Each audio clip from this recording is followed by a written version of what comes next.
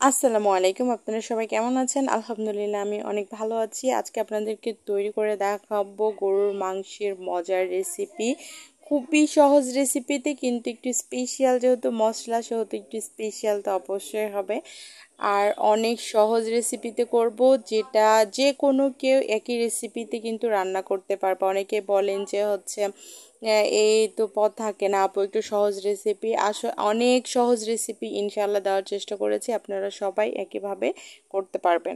আমি এখানে নিয়ে নিয়েছি 2.5 কেজি মাংসটা আমি কেটে ধুয়ে নিয়ে নিয়েছি।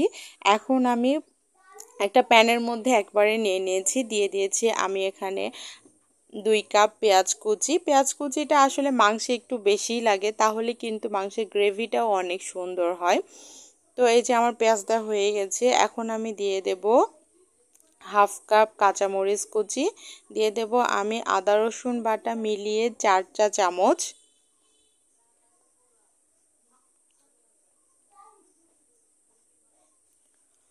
মরিচের গুঁড়া দিয়ে দিচ্ছি আমি এখানে 1.5 চা চামচেরও একটু কম, যেহেতু আমার বাচ্চা আছে বাসায় এবং শ্বশুর আছে, বা ইভেন আমাদের বাসায় সবাই একটু ঝালটা কমই খায়, এজন্য ঝালটা একটু কম ইউজ করার চেষ্টা করি।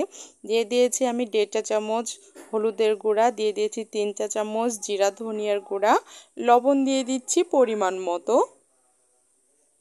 দিয়ে দেব আমি মাংসের মশলা, দারচিনি, এলাচ, তেজপাতা, বড় এলাচ, লবঙ্গ, কাবাব চিনি, আর দিয়ে দিচ্ছি আমি রান্নার রেগুলার তেল। আমি তেলটা কিন্তু একদমই মাংসে কম ইউজ করি, যেহেতু মাংস থেকে এক্সট্রা তেল বের হয়, এজন্য আমি মাংসে তেলটা কমই ব্যবহার করি। দিয়ে এই যে হাতের সাহায্যে মাংস মেখে নিলাম। আমার মনে হয় মাংস একটু হাতের স্পর্শ না হলে ভালোই লাগে না, তো এই যে হাত দিয়ে মেখে নিলাম। মেখে আমি এই মাংসটা 10 থেকে 15 মিনিট ম্যারিনেট করে রাখবো। মাংস মাখিয়ে ম্যারিনেট করে কিছুক্ষণ যদি রাখা হয়, সে মাংসটার টেস্টটা কিন্তু অনেক বেশি হয়। যদি হাতে সময় না থাকে তো ইনস্ট্যান্ট রান্না করা যায়।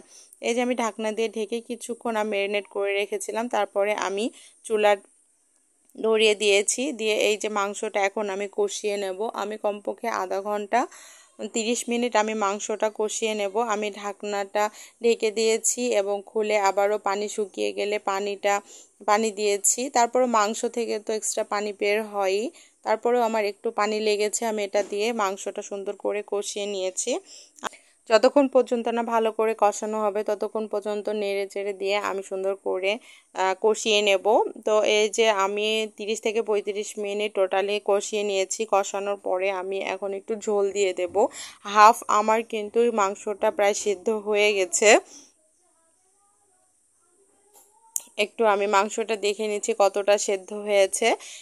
এই যে আমার কিন্তু মাংস সেদ্ধ হয়ে গেছে দেখে বোঝা যাচ্ছে। এখন আমি শুধু 2 মগ পানি দেব, যেহেতু আমার মাংসটা অনেকটা সেদ্ধ হয়ে গেছে, এর জন্য আমি আর বেশি পানি দেব না। এখানে আমি 2 মগ পানি দিয়ে দেব। দিয়ে একটু মাংসটা সুন্দর করে নেড়ে দিয়ে দিলাম। দিয়ে আমি এখন ঢাকনা দিয়ে দেব। আর আমি এখন ঝোলটা শুকানো পর্যন্ত অপেক্ষা করব। তো এই যে আমার ঝোলটা কিন্তু টোটালি শুকিয়ে এসছে। এই পর্যায়ে আমি আরও কিছু মশলা অ্যাড করব। আমার মাংসটা কিন্তু সেদ্ধ হয়ে গেছে পুরোপুরি। আমি দিয়ে দিলাম আবারও একটু লবণটা দেখে লবণ দিয়ে দিলাম পরিমাণ মতো, আর দিয়ে দিলাম কিছু কাঁচামরিচটা কিন্তু মাংস হওয়ার শেষ পর্যায়ে দিলে এর কাঁচামরিচের ফ্লেভারটা থেকে যায় এবং খেতেও ভালো লাগে। এখন আমি দিয়ে দেব মাংসের মশলা। আর স্পেশাল মাংসের মশলা না হলে কিন্তু আসলে মাংসের টেস্টটা হয় না। এই সময় যদি মশলাটা টেস্ট বাড়ানোর জন্য ব্যবহার করেন তো অবশ্যই টেস্ট হতে হবে। যারা মনে করবেন যে এত মশলা তো আমার বাসায় নাই বা করা হয় না, তারা কিন্তু ইনস্ট্যান্ট জিরার গুঁড়া বা আস্ত জিরাটা ভেজে আপনারা এটাকে গুঁড়া করে যদি মাংসের শেষ পর্যায়ে দেন, তাহলেও কিন্তু মাংসের টেস্টটা অনেক বেশি হয়। তারপরেও যদি এভাবে মশলা তৈরি করে নেন বাসায়, তো তৈরি করে নিলেও অনেক মাশাআল্লাহ অনেক সুন্দর হয়।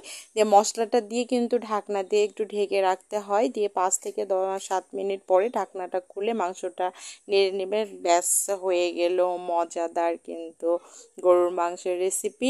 আর বাবুর্চিরাও কিন্তু একইভাবে রান্না করে, এরা কিন্তু আলাদা কোনো এক্সট্রা মশলা ইউজ করে না, এভাবেই রান্না করে। আর এভাবে রান্না করলে আমার মনে হয় না যে যে মাংস রান্না করবে সে মাংসের টেস্ট না হয়ে থাকবে। অবশ্যই 100% মাংসের টেস্ট হতেই হবে।